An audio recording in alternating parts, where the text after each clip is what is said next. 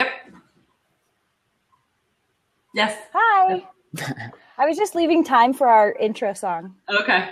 There's a Guys, song. we have this. Yeah, for the On the re-recording, replay. there's this nifty little song that's like Ashley and Scott are amazing. I Is think that how it Tyler goes? should record one for Yes. us. Yes. That's an You awesome think Tyler should have a song for drunkMall? No, for I this. agree. He can do the custom intro. Like what? Get your guitar. I'll show it for you later. So I'm just going to introduce Tyler real quick. Probably you know if you saw me tweeting or commenting on Facebook about this, but Tyler is the founder of drunkMall, which is a website that has all those things you never knew you needed until after last call. Is that your tagline? Or no, your tagline has to do with take 2 aspirin and check your credit statement in the morning, credit card. Yeah, I actually tried a lot of different ones at different times. So it's a little confusing. It depends on when the last time someone looked at it was. Okay. So you're probably Not still to be testing. confused with Drunk Mom. Is drunkmom.com taken? Hang on. Probably. That's good. We were just at a conference last week, and there was a sign on the wall that said something about it was from Ollie Gardner from Unbounced, and he was talking about how he's the master at buying domain names when he's drinking. So Ashley and I have done that a lot in the past, and then realized in the morning that they were misspelled. So be careful of that. I don't have domain addiction. Oh, you will once you work with this one for a while. You will. I hope So not. Tyler and I, and both Ashley and Scott, also are in a Facebook group called The Secret Team. And that sounds like I probably shouldn't be talking about it, but I don't think it's actually a secret.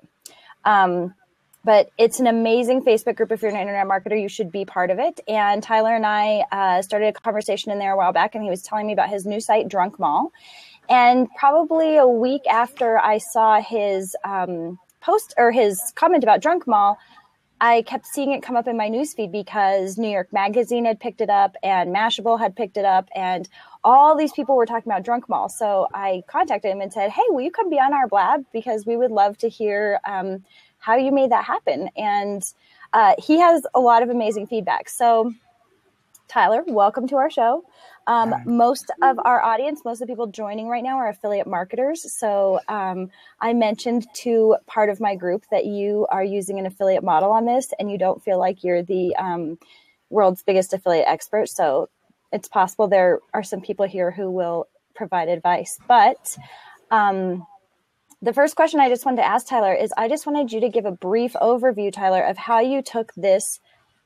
I think it was an idea you had when you were drinking, but how you took this drunken idea and made it into a website. Okay. Well, it kind of like the drunkMall part of it happened out of nowhere, but it was a gradual thing that led to it. I work as a freelance marketer in Nashville. It's pretty aggravating. People are always trying to hire me with bad products, and I have to turn down a lot of jobs and things like that. And, you know, I'm always thinking, I wish people would give me something I could work with.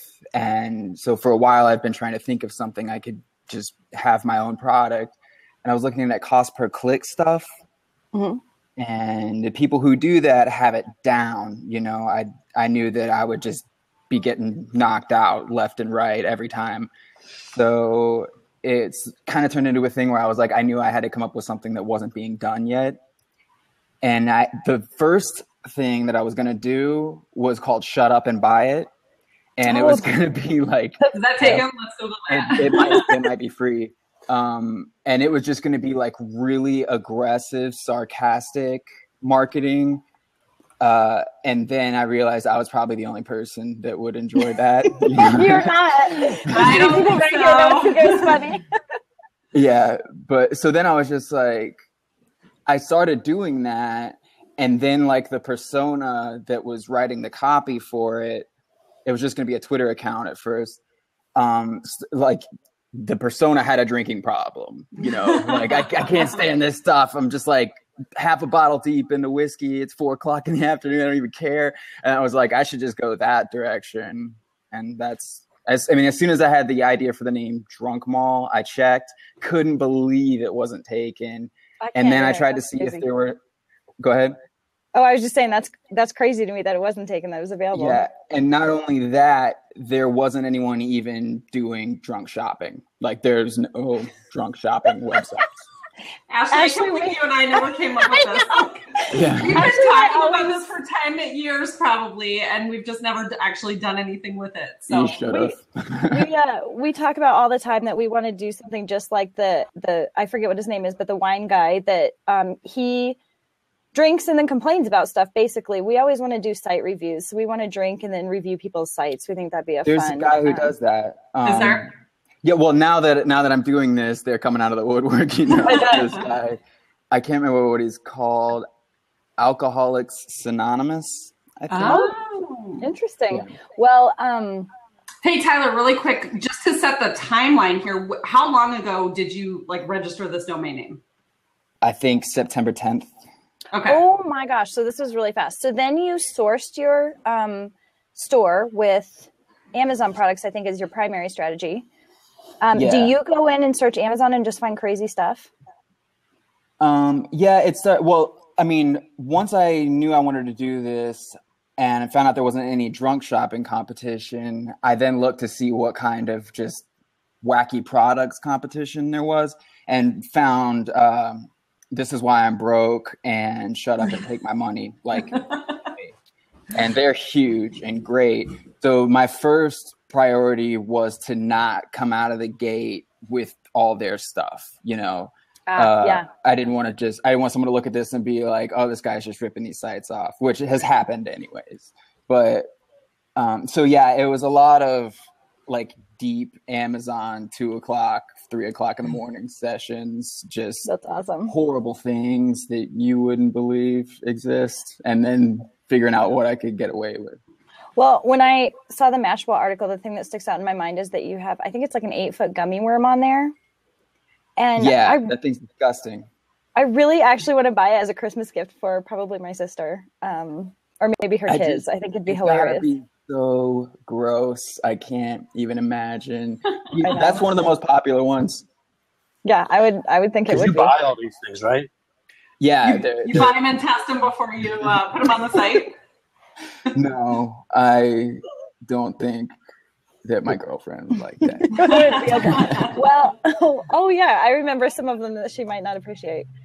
So Ashley and I have volunteered to do drunk reviews of your products. I mean, not all of them, but some of them, like the 8-foot gummy worm. Right. Okay. But there's some on there that I probably wouldn't be interested in reviewing. Like what?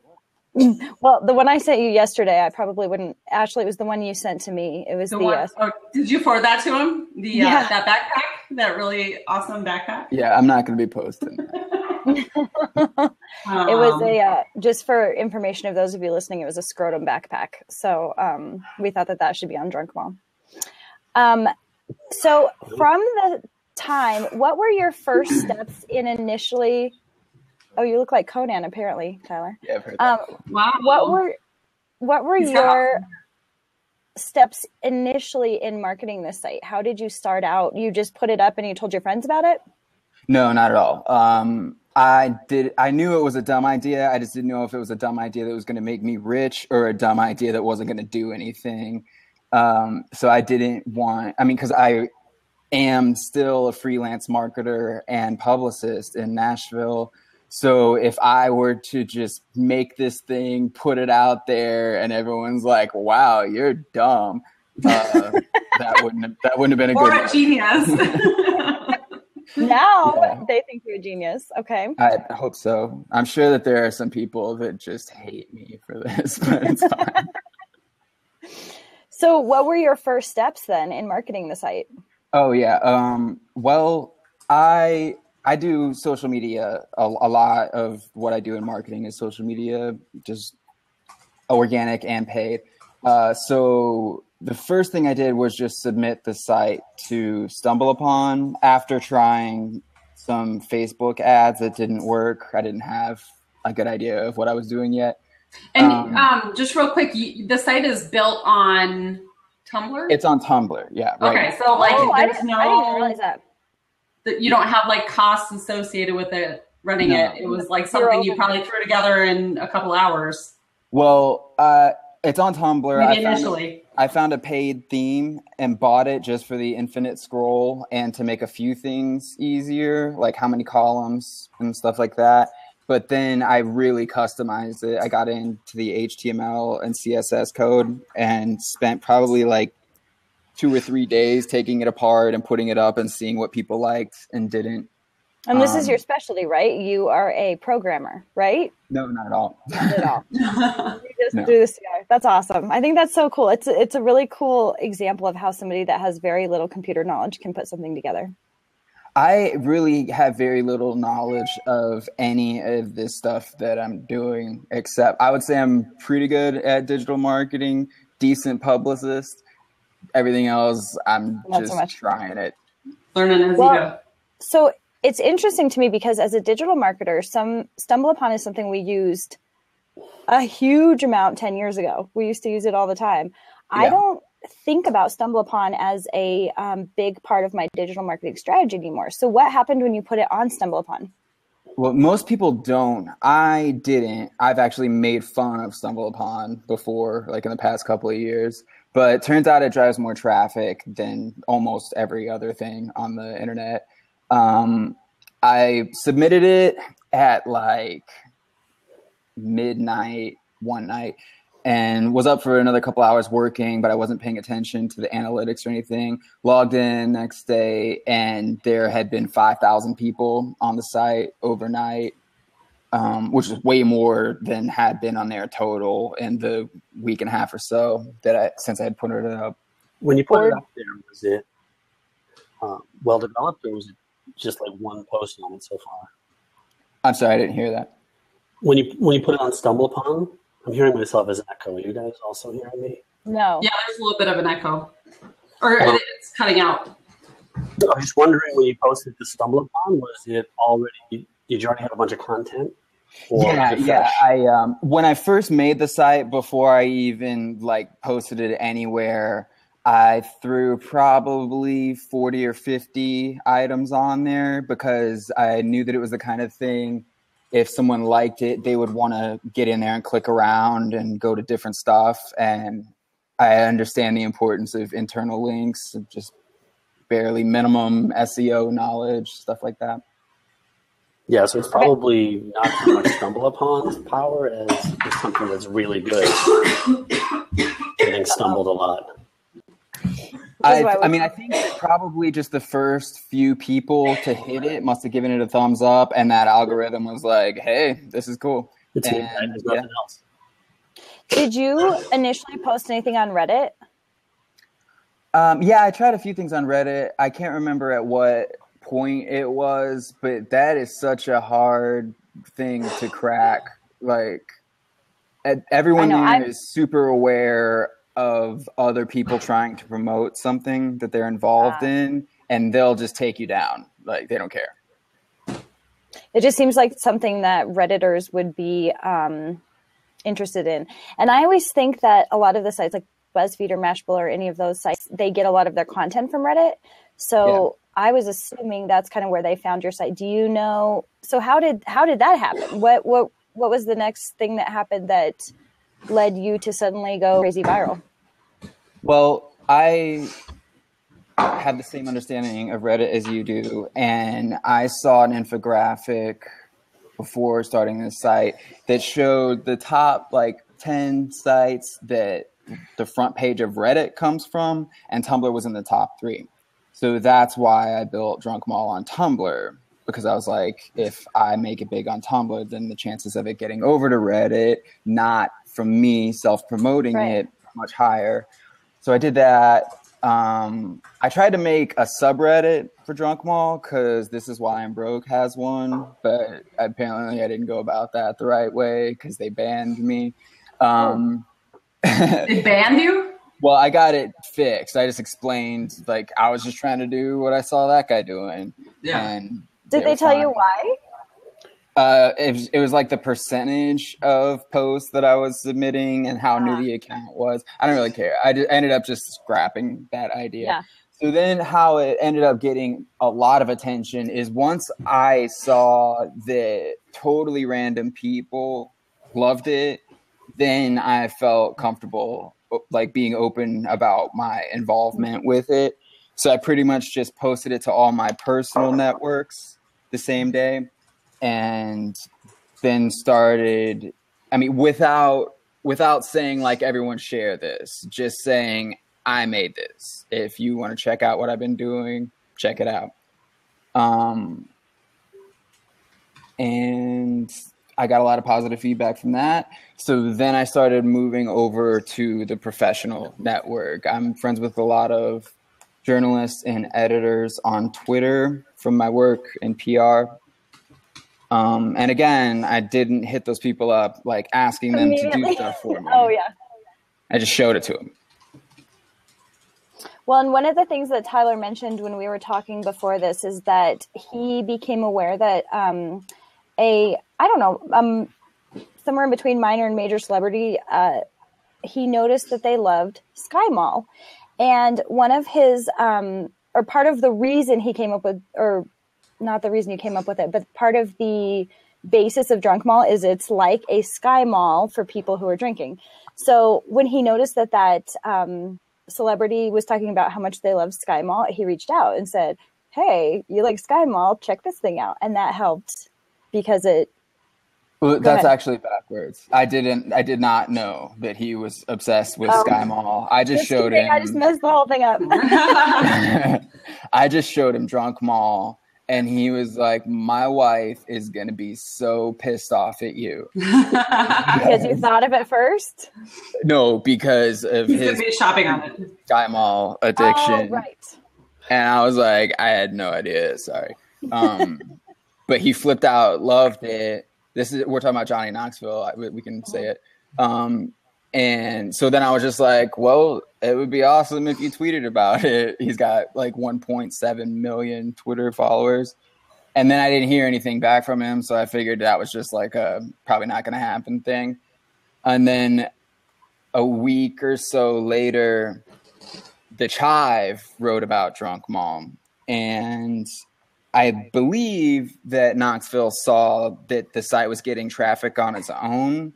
And it wasn't like he was making or breaking it thing, because I mean, when you're friends with someone and you ask them for a favor like that, when you're getting started, I can see how he might be like, I don't want to post this if he's not going to make it, because then I'll feel partly responsible for not having done enough or something, So once he saw that the Chive community was going crazy, he tweeted about it. I think that's why he tweeted about it.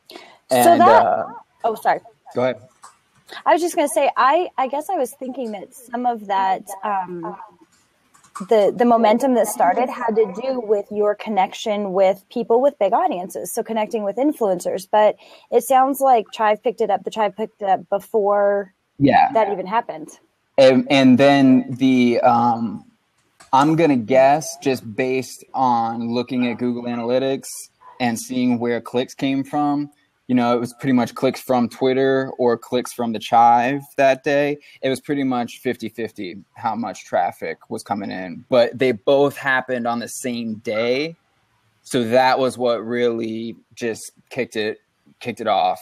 And then things kind of slowed down a bit after a few days. So I went back to the previous strategy of reaching out, because part of PR is you do an initial reach out and hopefully you get some stuff back, and then you can go back and do a second round. Like, this is what happened and this is how many people love this. Like, it went huge here and here. I really think that your readers will be into this.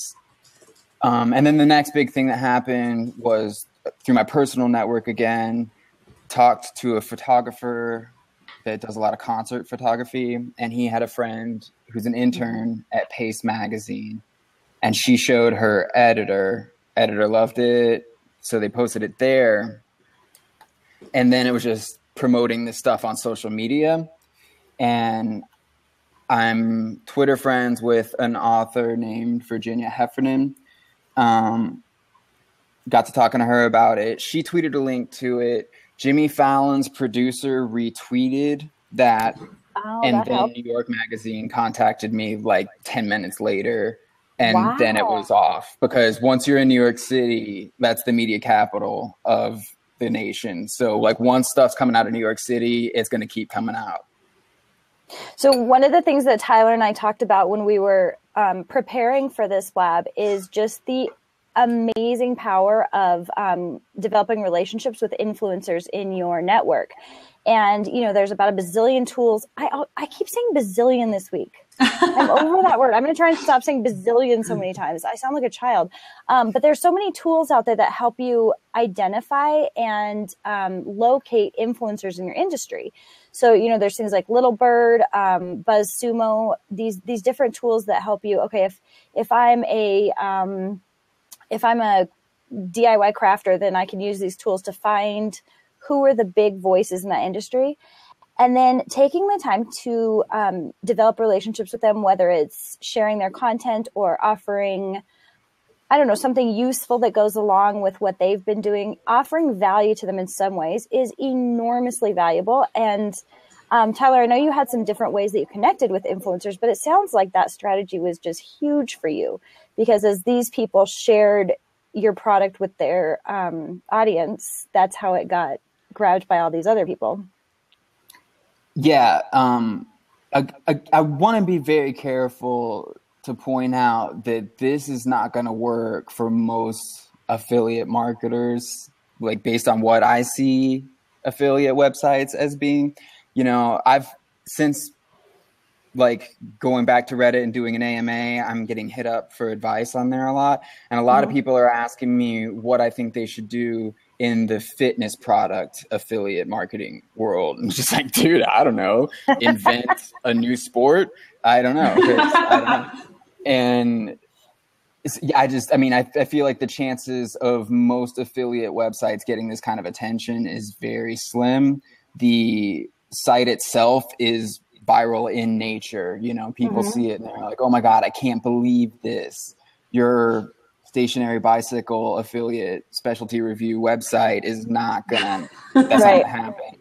So it seems like it was like this perfect equation of a really unique, interesting idea, then the connections that you've made during your time is in PR, and then timing too, because it all came out in the right timing where people picked that up.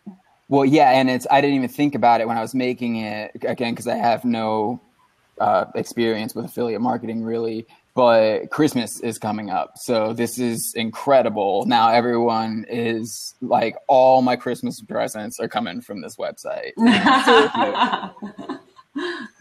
So I think that's kind of backward way of thinking about it, which is how can you make an affiliate site that just happens to?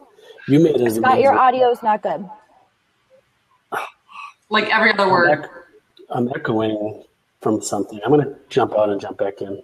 Okay. I'm really eager to hear what you say, so that's why I'm commenting on it. Yeah. So Tyler, Scott is he's been an affiliate marketer for, I probably shouldn't say how long because then it'll make him sound super old. But he's been an affiliate marketer for a long time, and he's had several sites that have helped him to reach that horrible term, super affiliate. So I'm really eager to hear what he has to say about that, because he's saying what I just said was backwards. What's a super affiliate? Really good at affiliate marketing. Made $1 bazillion doing it. If there was like a hard criteria. Oh no. He has a degree. It's more like one of those cheesy terms like guru or that people don't want. I just called you a super affiliate, Scott. But I was explaining that it's not a great term. Oh, you can still hear me? Thanks for that. You heard me quite old. Sorry. Is my audio bad? I can still hear an echo of myself. Yeah, you're cutting out like every other word. Can you try it without the headphones? Maybe just straight in. Okay. Does that help? That's a lot better. Yep. All right. Oh, Craig says bacon and that he's in Boston. Hey, nice. Hey, Craig. Boston. So my point was that I think it's backwards that people are asking, how can I make an affiliate site be successful like this? The point is, you made an amazing website that's viral, funny, hilarious, and on a platform that's viral. Can't hear you, Scott. It's still cutting out like every other word. Can you type it in? You have to say. Type it in and we'll read it. Is your internet connection slow? It almost sounds like the connection is bad. No, I'm going to restart it. Shoot.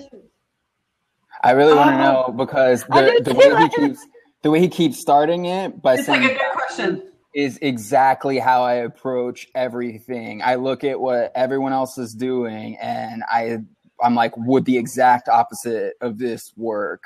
And then that's usually how I start things. So I really want to know what he wants to ask. I know. I'm really eager to hear his You know what this site reminds me of? Did you guys see like the sites that came out earlier this year, like the sending glitter to your enemies? Mm-hmm. Yeah. And some of those, it kind of reminds me of that same kind of thing where it's like kind of a little bit evil, not evil, but like a little bit wrong. Yeah. And those are the things that clearly like people respond to. Yeah, I mean, when I was doing this, I didn't know if it was legal. Like, for one thing, I didn't know if you could legally say, I'm putting this here for drunk people to buy it. Like, I know that if you're a bartender, you can't serve a clearly intoxicated person another drink. So I don't know if you work at a car dealership and a dude rolls up in a taxi with someone else to drive the car off the lot, obviously. I don't know if you can sell that guy a Ferrari. I have no idea. That's funny. I wonder if there are laws about that. That's really interesting. I mean, like enabling in the drunk people nature to of spend their retail, money. there are return policies is how I figured it was probably okay. So if someone does get drunk and spend like $3,000 on dumb stuff, I almost said a cuss word. I'm not sure if we're allowed to. You're totally allowed to. Okay. If someone does get drunk and spend $3,000 on something stupid, they bought it from Amazon. So they could just be like, I don't want this. Right. Yeah. Do you have plans, do you think, to move your product line outside of Amazon? Have you looked into other affiliate networks or? Yeah, I got turned down by a couple. Really? Because of the products? Because of the website? I applied before the site went big. So I think that they just didn't. I think they were just like looking at numbers. So one of our good friends owns a Share a Sale, which is an affiliate network. And he mentioned today on Facebook that your site's going to do great and that you're a perfect candidate for affiliate. So I don't know if he's on yet. Brian, are you on? If he is, Brian, let us know. If he's not yet, he'll be on soon and we'll have him jump on and talk to you. That would be cool. So did you have problems when you were doing things like Facebook ads? I would think that maybe if it's not illegal, there would be problems with advertising something like this on Facebook. Promoting concerts is something that I've done a lot. And so I know from that you can't have people holding like bottles of beer and stuff if it's targeted younger than 21 years old. So I'm sure that was fine. The thing that I really hate about advertising on Facebook is the text percentage rule. That's garbage. I don't like it. So you can't do pay-per-click though with Google, right? Because if it's alcohol or tobacco related, you can't do that, right? Well, I mean, I'm not selling alcohol or tobacco. It's just the name of the site has the word drunk in it. So, I mean, I have done Bing and AdWords stuff. I have credits from them that I'm probably going to start using soon to try to get some more Christmas traffic in. But, I mean, I think it's really visual. You have to see, like, if you see the words 8-foot gummy snake, you might click on that. If you see a picture of a dude with an 8-foot gummy snake on him, yeah, you're going to click on that picture. So I think that's pretty important. I just don't know if Google ads are really worth it. I don't know if I'm going to be doing much paid advertising at all. I don't know if there's a need. Oh, he means the 20%. I could see you doing Facebook ads, Facebook product ads. I do I don't really consider Facebook paid advertising just because you have to pay them money to get people to get to the stuff ratings. now. So Okay, it's just, oh, that was loud, Scott. I'm posting a link to Tyler, the Mashable article that talks about the 8-foot gummy worm or 20-foot gummy worm or whatever it is. Okay, so Scott, we're like all waiting on the edges of our seats to hear what you were going to say. To hear if my microphone even works. Sounds good. Sounds awesome now. Yeah. Phew. Well, the sun's going down here in Boston, so that's why my light is changing. I don't even remember. Forget it. you were Oh, talking. stop. You started with backwards. I'm You just were looking kidding. backwards? Yeah. That just seems so totally backwards to me. That someone says, "I want to make an affiliate site. How can I?" Hey, Colton. How I can be, make something as successful as this. The point is make something amazing, and then you can start to think about throwing affiliate stuff on there. Yeah, I think a lot of people get a lot of stuff backwards. I was taking part in this Reddit conversation last night and today. This guy paid like $50 to get his Facebook page audience up to 1,000 people, and people started asking me for advice in the comments. And one of the things I told him was, you should just forget about the number of people that like your Facebook page. It doesn't matter at all, unless you're one of these people who's trying to convince people that you're an influencer. So like you can take suckers' money, like, oh, this guy's got 100,000 Facebook page fans, I should give him my money. He'll get them for me too. And, maybe he will, but, don't look at what country they live in, because it's not going to help you at all. Right. So no matter what, whether it's, something like you've done, which is just hilarious, or something that's, it needs to be amazing first. Yeah. And then it can grow like that. The fact that it's got affiliate marketing attached to it is irrelevant. Correct. Yeah. I don't really care about the affiliate marketing side of it. The potential value in the drunkMall idea is so far beyond that. Mm-hmm. Like people are focusing on the affiliate marketing thing, but like that's not even where I have it's like my vision is set for it. Can you share with us what your vision is? Yeah, I mean, it's nothing like top. I'm open with talking about strategy and stuff because I'm not too worried about people stealing it. I don't think that most people have the initiative, or they would have done it already. Video content is a no-brainer. Everything is headed towards video. We were talking about you're going to have to actually buy those items and do video with them. So you're going to actually have the 8-foot gummy worm. Yeah, maybe. I'm not going to touch it ever though. Okay, sorry, I interrupted you. Keep going.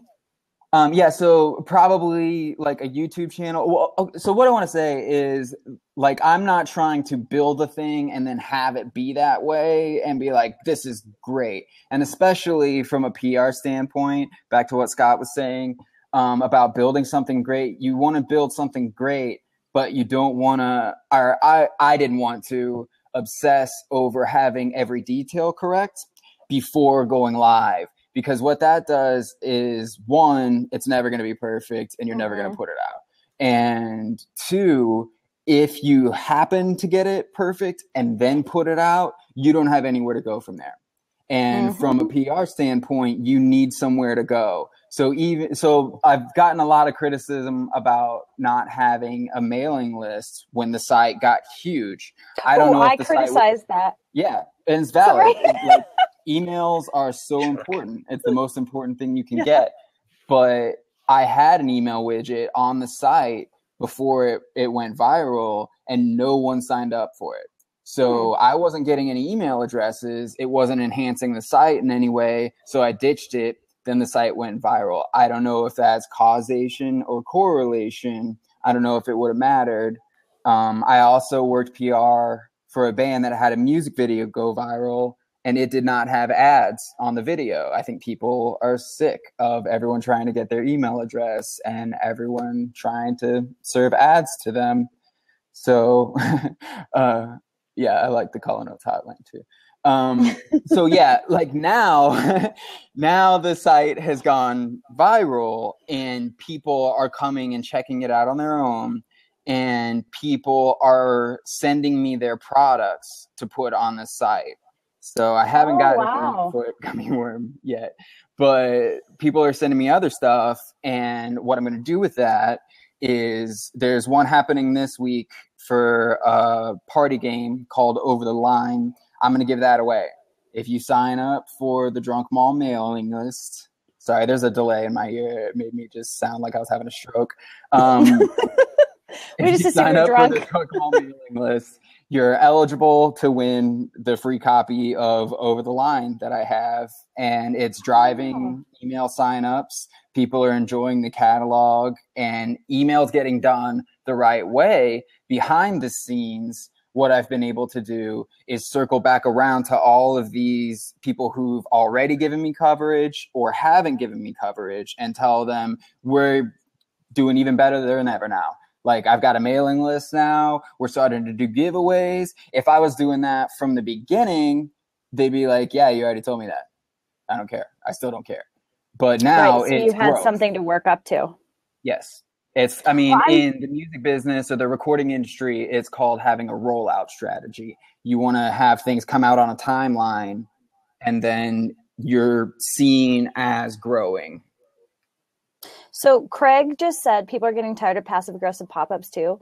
Craig, I always think, I know, I do too, but I always think as marketers, whatever is irritating us the most with our audience, with the general audience that's not accustomed to being in the marketing world all the time, it works. I mean, we do it because it works.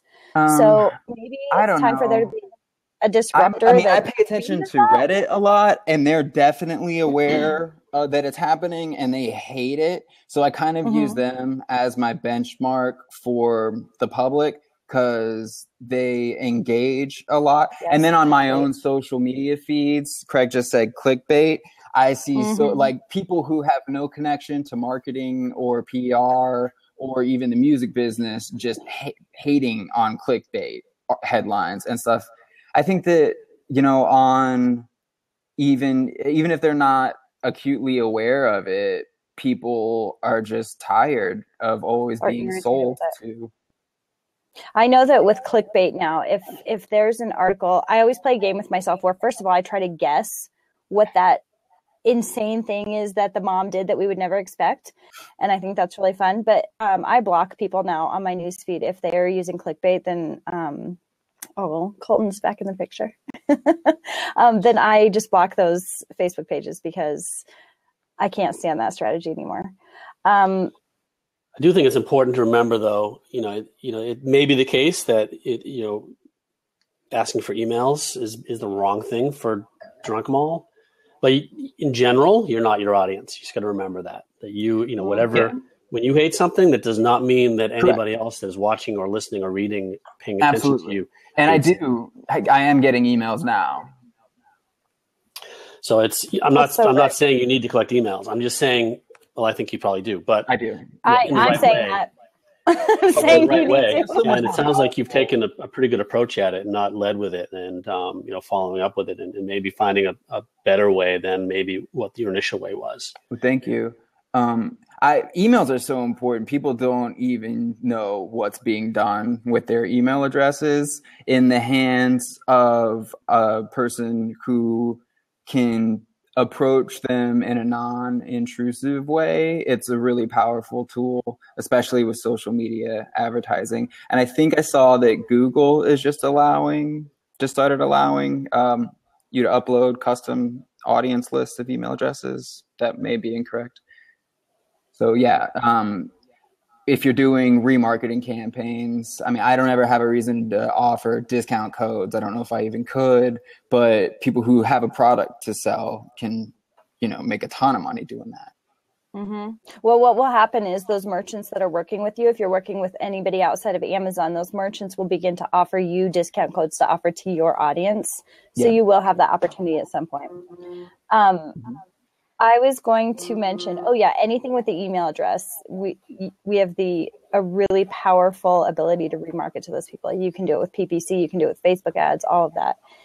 On those remarketing campaigns. So if you see an ad on Facebook for a website you just visited, that's a third-party company where you can get on those email lists or use your website. So it's really powerful.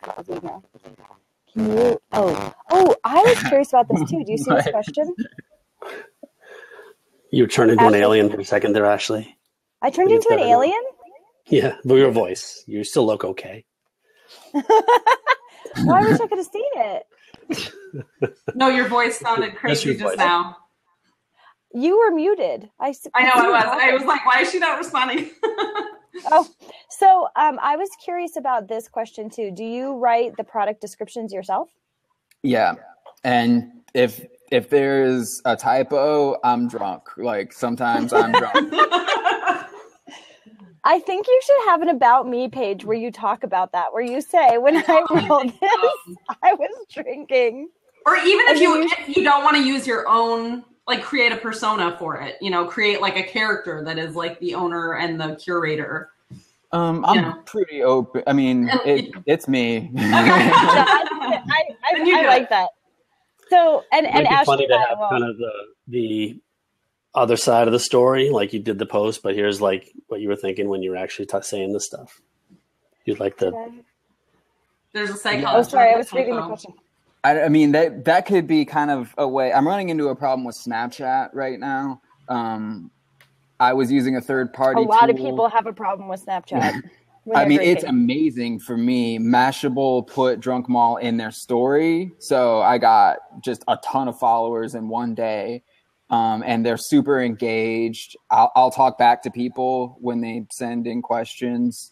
But I was using a third-party tool to be able to use it the way that I want to. And then I got an email from Snapchat saying that that's not allowed.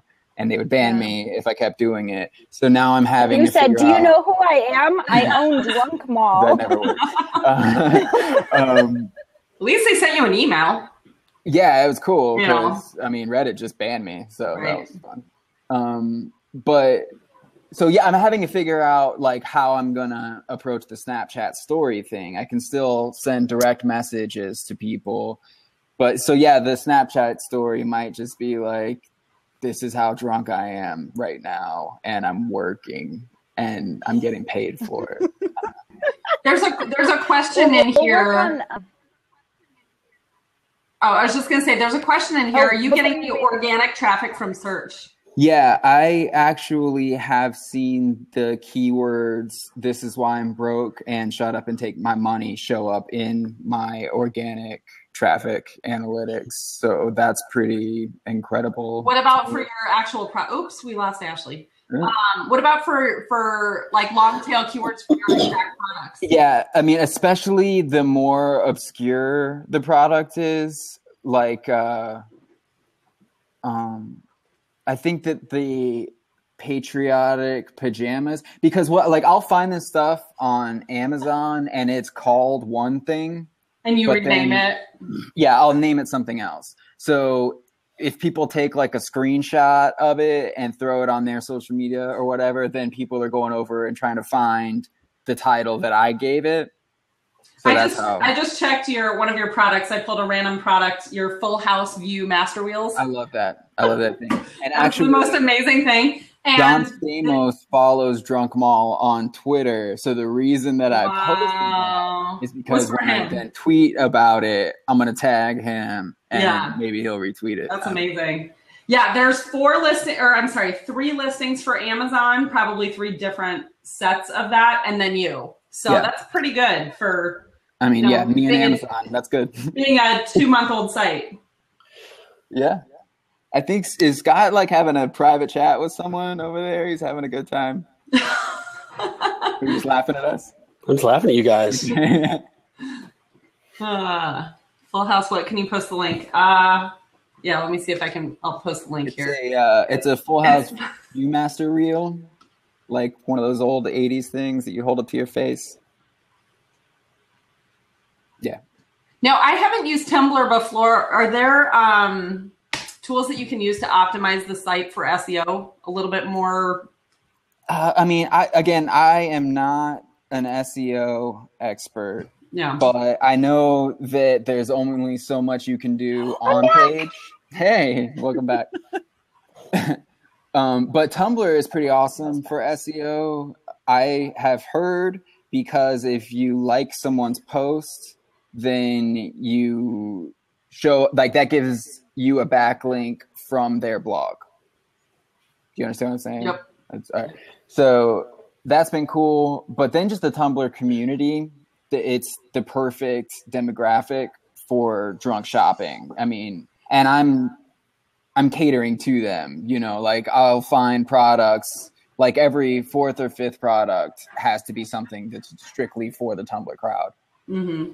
Do you have an area? It just occurred to me, rather than you spending hours and hours while you're drinking at 2 a.m. finding these products, why don't you open up like almost like a community where college kids or whoever go get drunk and they shop online and they submit, and they submit the ideas to you, and then you're just literally going through a list of, like, you know, that could be like one more step to kind of remove a lot of your work.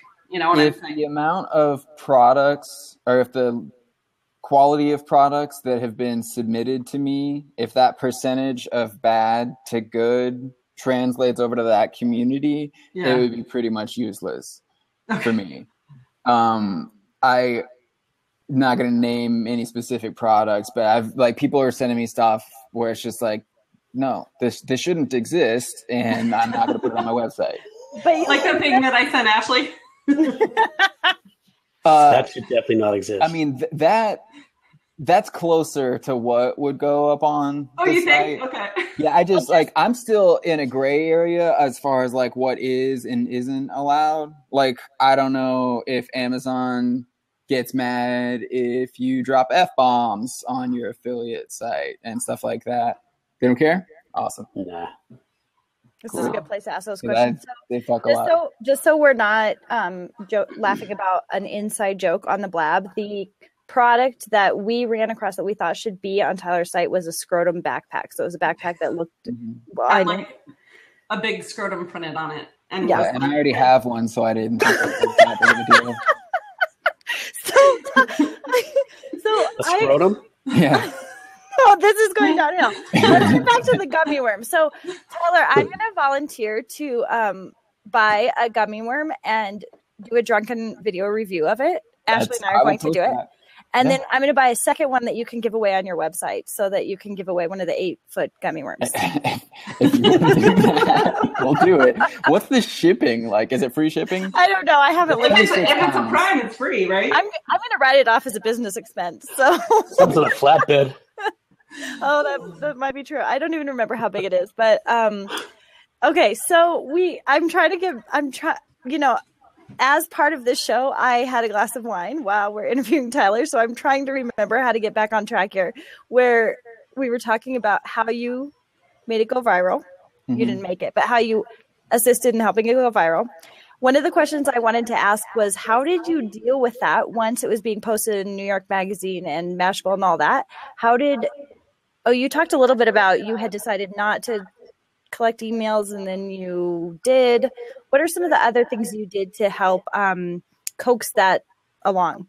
Well, the main thing that I did was just watch and pay attention. I was working with Google Analytics real time open in the background at all times. And so then if just like a spike came up, I knew that a new piece had been published somewhere. And then I also had the press page on drunkmall.com open to the edit window. And I was just adding these things there as they came in, because I knew that the first thing any editor or journalist who saw one of these things pop up in their newsfeed was going to go look at the website, see if there was a press page, and see who else was talking about it. So I felt like it was really important to let people know that, yes, the Johnny Knoxville did tweet about this website. This is the Drunk Mall. This is the only Drunk Mall. And really Ralphie May did. And now we're on the front page of Mashable. and this person said this, and just make sure, because that stuff is only as good as its shelf life, like it has an expiration date. So there's like a snowball effect that happened. Correct, And you kept pushing that snowball. Right. When it's happening, you want to get behind it and push. We have about 5 minutes left. Do you guys would one of us like to stay on as a moderator and we can open it up for questions? Or I can hop off and you both can stay on? Search Talk Live has a recommendation they want to make. If it's a product recommendation, you can just send it to info@drunkmall.com. Oh, yeah. If you guys have product recommendations, send it to info@drunkmall.com. Perfect. Mm-hmm. CC all of them too, so they can see what kind of stuff I got. I know. Yeah, please email it to the rest of us, because I would love to see what kind of suggestions there are. Okay, but he said no. A bunch of one-time visitors. Mm-hmm. There is a share button on every post. It's the red button that says share on it. And yeah, the site absolutely does have a lot of one-time visitors, but it also has a lot of returning visitors. I would say that my site probably has way more returning visitors than, most sites like this. Just because it's really clear because of the layout that I'm adding new stuff every day. There was 4 new items going up a day, and I'm going to scale that back to 3 now because I think that makes more sense. I have 2 questions. One's related to that. How much time do you spend a day on this stuff? Well, any spare moment, there's always something that can be done. I mean, especially on social media, because automation is awesome, and I have some social media automation set up, but I'll never have like Facebook set up to auto share to Twitter or anything like that. I don't think it works. Mm-hmm. I think it's against the very idea of having all those separate channels if it's just the same stuff on every single one. That was my notorious BIG text message notification. Wow. What are your, if you could say 3 or 4 of the networks you've focused on the most that have resulted in what you've experienced? That's easy. Twitter, Instagram, and Snapchat. Facebook is cool, but because of the volume of people that are on there and the amount of content that they're creating, which is, every individual person's Facebook is actually higher competition for me than any other site like mine, because the algorithm shows personal profiles preference. It's it'll show their stuff to more people than it'll show my stuff to. So for me on Facebook, something pretty much has to, just hit that algorithm thing where the first 50 people to see it all give it a like, and then it'll take off, or else nothing. And there's nothing you can do about it except throw money at it. On Twitter, there are at least a dozen ways I can think of to get people to see what I'm doing. Same thing on Instagram, and Snapchat is just as good as email. I have a direct pipeline to anyone that I'm friends with on Snapchat. Can you share Snapchat? I'm familiar with as a texting tool, but for marketers, how do you use it from a marketing perspective? I don't think it's one that a lot of people are using. Very carefully, I would imagine, because what I'm fortunate enough to be able to do is just send pictures of crazy stuff. We keep talking about the gummy worm. Child jumps out of 3rd-story window. Gummy thing. Is he leaving? He's about to get in trouble. Okay, so continue your story, though. Sorry, about the gummy worm. Yeah, I mean, on Snapchat, I'm able to just send someone a funny picture with a clever little caption. And, if someone's like, oh my God, I have to have that, then I can send them a link to the post, and they can click on that link and go check it out from Snapchat. The Snapchat is just drunkMall. It's drunkMall on all social media. But most marketers aren't going to be in that position with that kind of product.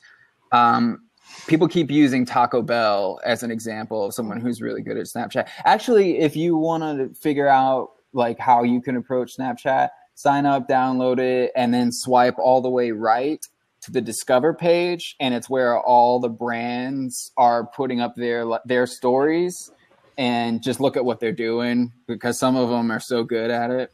I hate that new Twitter thing, Twitter Moments. I hate it. And I think that they're trying to rip off Snapchat's Discover page now that I've seen that, because Snapchat's Discover page is amazing. Well, so I'm trying to think of if we have any friends that teach Snapchat marketing. Maybe that's a good person to have on next week, is somebody that really knows how to use Snapchat as a marketer. But Tyler, that's going to be my next mission, is to connect you with somebody that is. Jed does. Oh, Jed Record teaches Snapchat marketing. Oh, perfect. Hi, Jed. So when Ashley Rader asked the question, what are the 3 or 4 channels that you attribute most of the success to, Tyler, I was surprised. I expect you to say Tumblr. Do you not consider that a big social channel? Is it just a web? It is. Platform? It's just a default. Like, I don't have to put any extra effort into Tumblr because it's what the site is built on. So if I have a new post, I've just done my Tumblr work. Do you feel like you could have done this on WordPress or something other than Tumblr? I don't know. I'm sure that I'll eventually have to move it away from Tumblr because there are limitations to it, but I work better under limitations. Like if I want something to happen and it's not happening, and I'll usually find a way to make it happen that's better than it would have been if I was just able to do it the first time. So that works for me as a creative person. And then also I've never used WordPress, so I'm sure that I could figure it out, but I had this idea and I knew that it was huge and I had to go with it as soon as I could.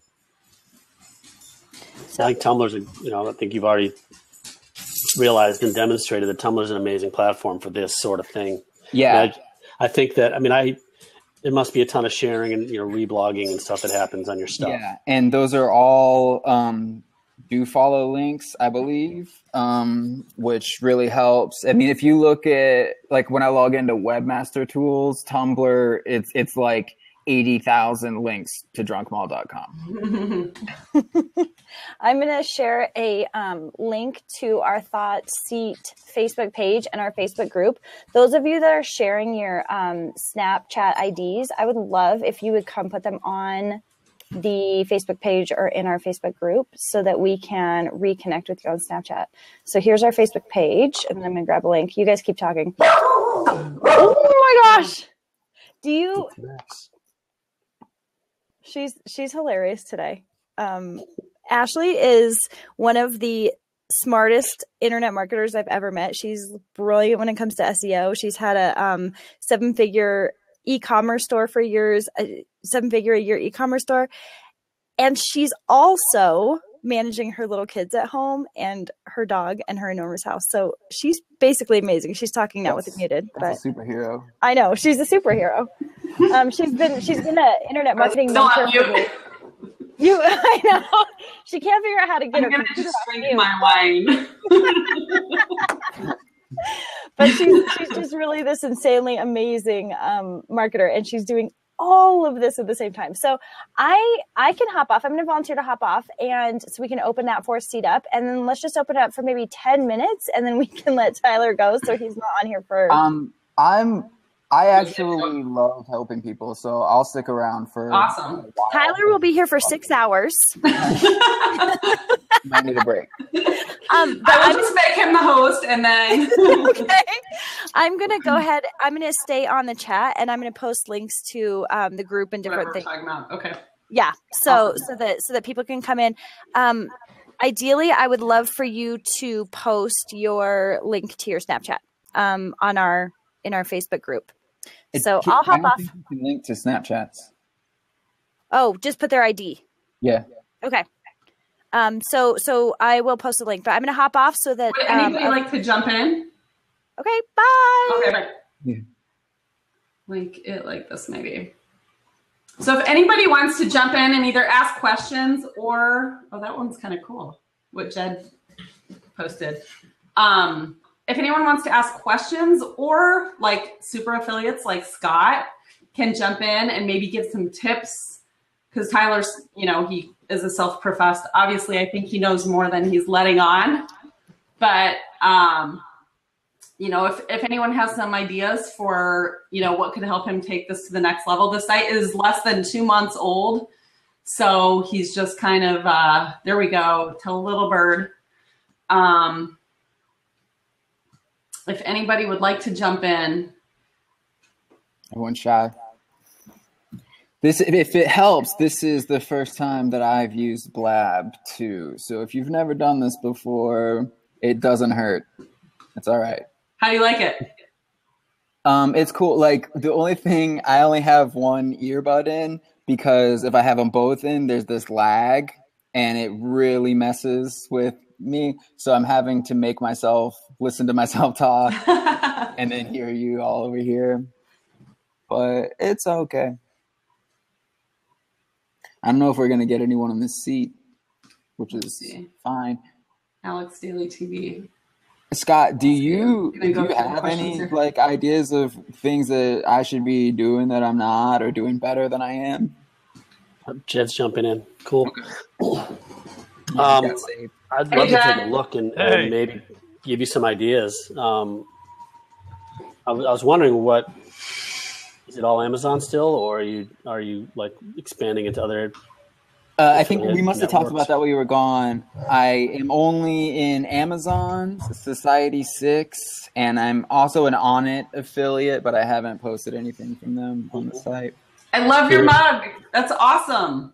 Sorry to interrupt, but that was sweet. I mean to distract you I guys. think something to be careful about, Tyler, is that I believe, and that may not be current, that Tumblr has a policy against affiliate stuff. Yeah, I read that. The way that I understood that was an anti-spam policy, which, like they said, if a site exists purely to post affiliate links, then that's against their policy.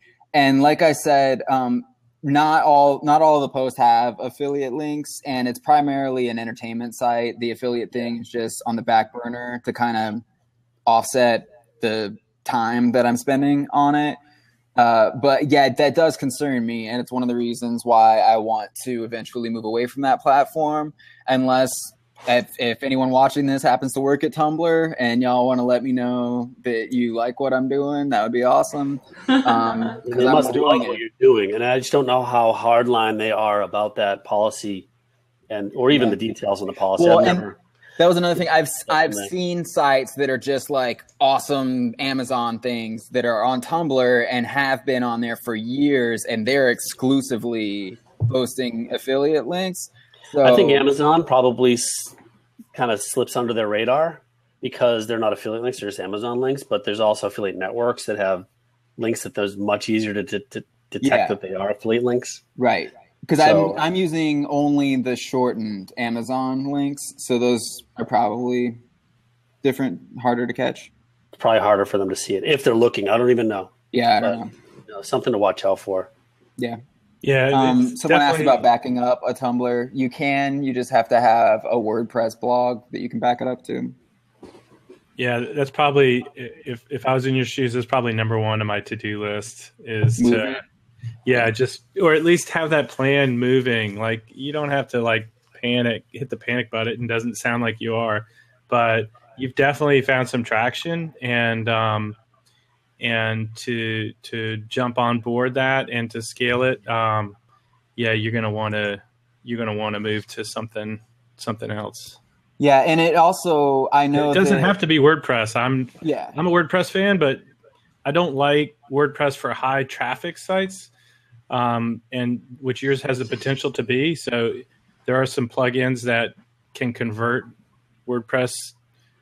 traditional WordPress scripts into HTML, which might be something you want to look into, or Bootstrap type site. Yeah, one thing that sucks is with Tumblr is I have been using the call to action order here, and I decided to change that to more info. But since I am building links by typing the HTML of them to make them do what I want them to do, I literally spent last night going through every single post on the website and editing the text. That sucks. Yeah. And I know that if I was with anything else, I could just change that in a second. The way I could even see you integrating, I could even see you keeping the Tumblr portion, but having maybe a WordPress site where you are maybe like the Tumblr is the blog where you're kind of writing more in-depth description and then you're linking to, so that's an idea as well. I mean, no matter what migration solution I find, I do want to keep Tumblr as long as I can because it's been great. Yeah, and you've stumbled into something there, and you don't want to, upset the cart, right? What if it was? Yeah. What if it was the fact that a lot of your original people all had Tumblr accounts, and that's what caused it to start spreading? You don't want to ditch them. Yeah, that's what I was kind of talking about before. It seems like the fact that it was started on Tumblr had maybe a big part. I think that helped a lot with the way it looked too, because obviously, I mean, it started off as basically a parody of Sky Mall. So it kind of has a catalog look to it that other product affiliate sites like This Is Why I'm Broke Again. It looks like a store where you could buy things. This looks more like, this is hilarious. Look at how funny this is. Mm-hmm. And I know that a lot of people know thisiswhyimbroke.com, but based on what I've been able to find in Google, that site has never seen this. I'm pulling that up. Should I have already seen this before? I feel like I'm out of it, that I hadn't seen this site before. What's it? This Is Why I'm Broke? No, This Is Why I'm Broke. Yeah. It's a great site. It's just like the difference is that people aren't looking at that stuff like it's something they may actually buy. It's just exclusively luxury porn, basically. Mm-hmm. Like, oh yeah, there's a 30,000 thing I'll never be able to afford. But and I think that's a big deal with trying to get younger people. Especially college kids who've just taken out student loans. They're probably not into spending a lot of time sitting there looking at very expensive things. Exactly, yeah. And there's no hilarity factor. Like, no. I was going to say, I think you're really modest because the humor is a big part of it, I think. Yeah. I agree. I think that's been a reason why I've been able to jump into this world and start making things happen is just general people skills, which I feel like a lot of people who do this type of work don't often have. They don't go out to the bar and just talk to strangers and stuff and see how the night goes. It's a lot of inside of something trying to optimize these features on this site and improve this percentage over here. And that doesn't translate into shareable content, I don't think. I think you're right. What I love most about drunkMall is the model, which is just curation. And I think that is such an amazing thing, and people half-ass it all the time and just like find stuff and share it and don't add to it.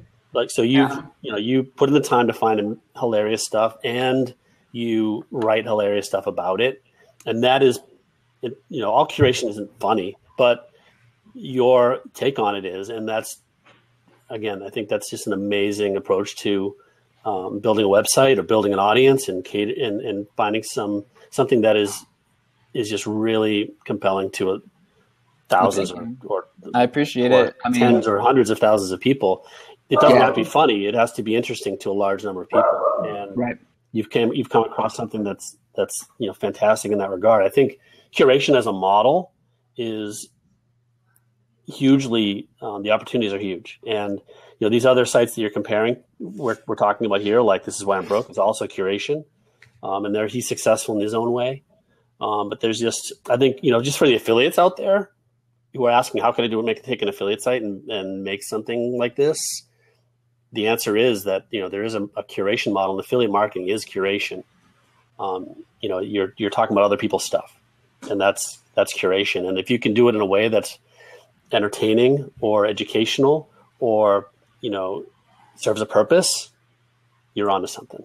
And that's another bit of thinking that went into my creation of the site was when I was trying to weigh the pros and cons of doing this, like, do I even want to try, is that I do work as a freelance marketer, and I knew that forcing myself to sit down and come up with what is, to me, good copy for, separate new items every single day over and over could only make me better at writing copy. So I knew that at the very least, this would be really good practice for me to improve my copywriting skills. And there are 1,000 ways you could have done this that would have sucked completely, and that people do that every day. Yeah. Since I've done this, and especially since I did that Reddit Ask Me Anything session, I know that they're coming. Like, there's going to be 40 of these by next week. People are talking about, they're sending me messages asking me if I think the URL that they got is good. I'm like, I don't think that it matters at all what your URL is. Like, rock and roll, go for it. Let's see what happens. Yeah. Yeah, it strikes me that you've kind of tapped into a community, like a group of people with common kind of sense of humor and or interest and or willingness to check these products out and even buy some of these products, and so figuring out what that community of people has in common and fostering more of that, I think is that's the opportunity. And with social media, it's a great platform to be able to do that on. For sure. I do think you probably need to work on trying to get a better feel for how Facebook can play a bigger role in what you're doing. I don't suggest what you're doing now what you're doing now is fantastic, but from your earlier comments on Facebook, I felt like you kind of, like most other people in the marketing space that deal with Facebook, you're a little frustrated that the visibility doesn't come organically there, particularly for pages. But I think there are opportunities for you there. I think there are organic opportunities there. And it may even be that the right place isn't a Facebook page, but maybe like an open Facebook group. Yeah. Where you can foster it as a community. And the great thing about the groups is they get all the notifications and updates. Yeah. That's a great point. One thing I want to say real fast for anyone watching that may have I handle criticism very well. So feel free to say anything you want to about what I'm doing wrong. That wasn't a criticism. That was an opportunity for you, I think. I understand. I appreciate it. That's a great idea about the Facebook group. And I haven't written Facebook off. It's just not a top priority because I know how demanding it will be to see that traction from there. Yeah. And I also understand that, there's probably going to be a price tag for getting started on that platform. Is that somebody talking? Yeah, that's Periscope on my phone here. Oh, okay, cool. He's like too tiny us here. I had to comment. I had to comment on a friend's Periscope. I do think the groups area would be a good way to go. The fan pages are tough, but groups, you kind of foster that community of people that are like-minded. And I could just see you totally posting any of these things. Pretty much anything on here, like I pull it up and I laugh and you'd post it and people would all comment. So yeah, I think the group would be develop that sense of cohesiveness and oneness. And the group would be where you hand off the reins to your community and let them come up with the user-generated content and award the group by saying, look, each week I'm going to come to the group and by your consensus, I'll put a product on, right? And that way they feel like, wow, cool. And they see the product they chose and vote for, get on the site. And you remind them it's up to them to go scout these products for you.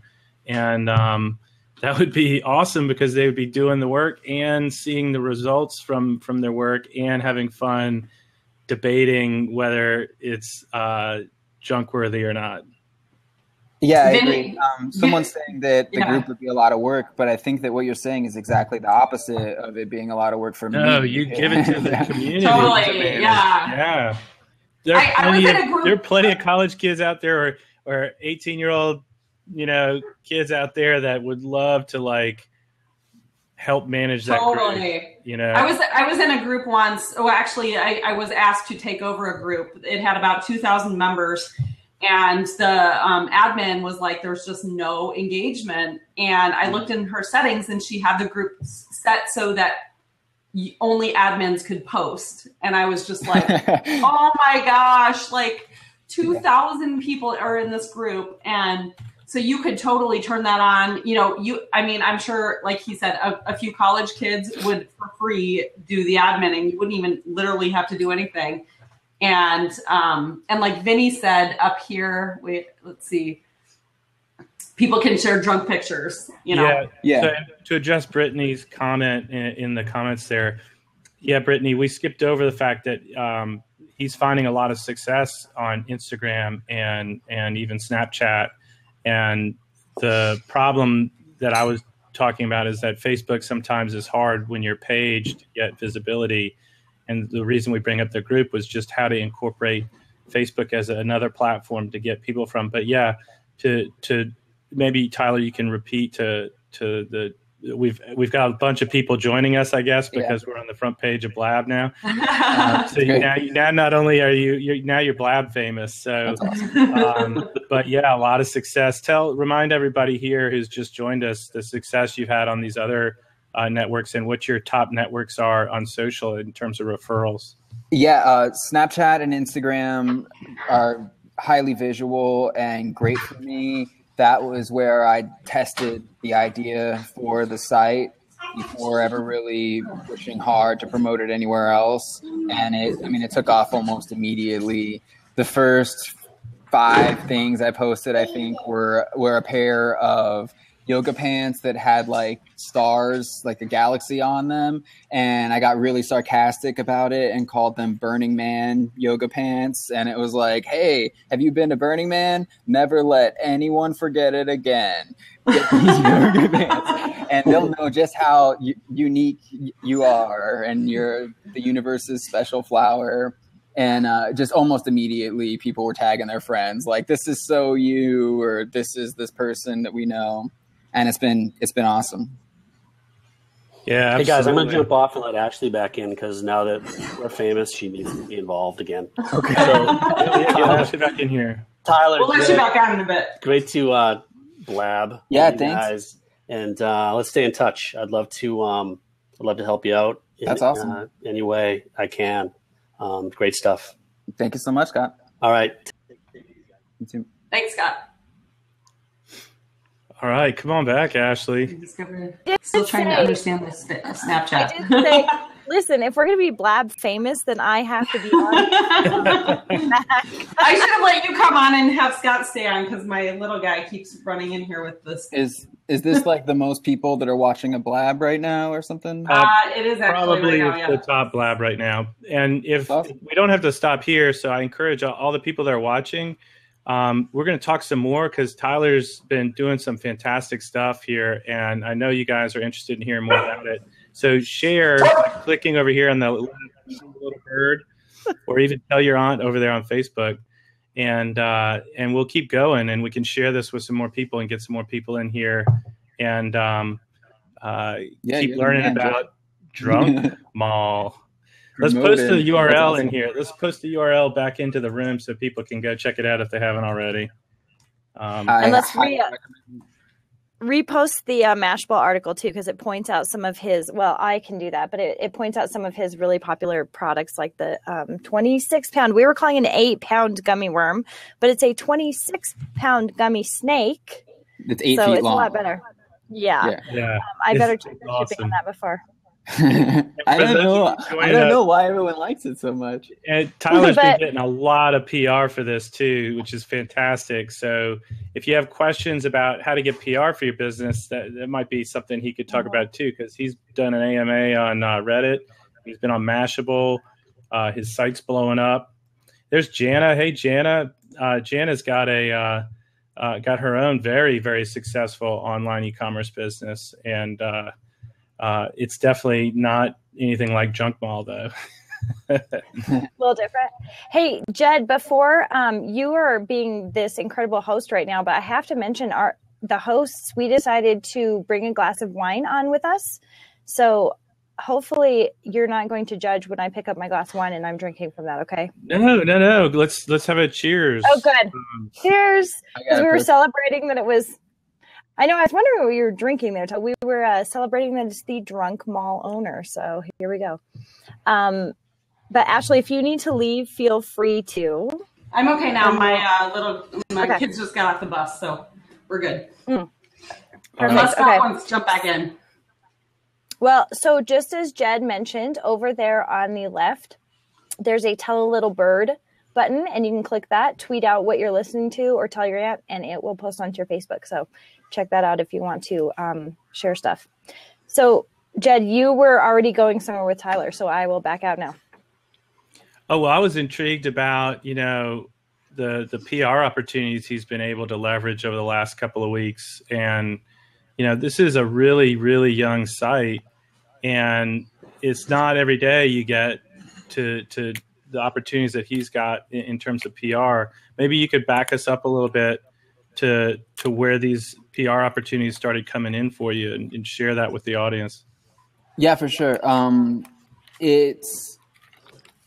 PR is grueling work. It's a lot of time. Most people aren't going to be good at it. It's very expensive to hire a publicist. I happen to be one, so that's been a huge help.